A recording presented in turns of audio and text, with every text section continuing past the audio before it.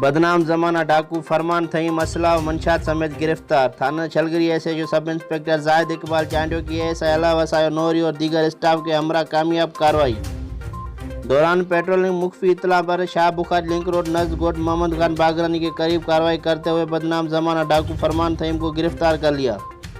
गिरफ्तार डाकू के कब्जे से 1 अदद राइफल, बीमा, 3 राउंडर व मैगजीन और 2 किलो चरस बरामद। गिरफ्तार डाकू फरमान थईम का ताल्लुक सिंध के जिला जैकमाबाद से है। गिरफ्तार डाकू ने अपने इब्तिदाई बयान में मुतअद्दिद डकैती और लोगों से सामान छीनने की वारदातों का एतराफ़ किया है। गिरफ्तार डाकू के खिलाफ थाना शिलगिरी में 2 मुख्तलिफ मुकदमात दर्ज कर लिए गए। गिरफ्तार डाकू से मजीद तफ्तीश जारी है। ब्यूरो रिपोर्ट मजहर जमाली, सिंध सोशल न्यूज़, हैदराबाद।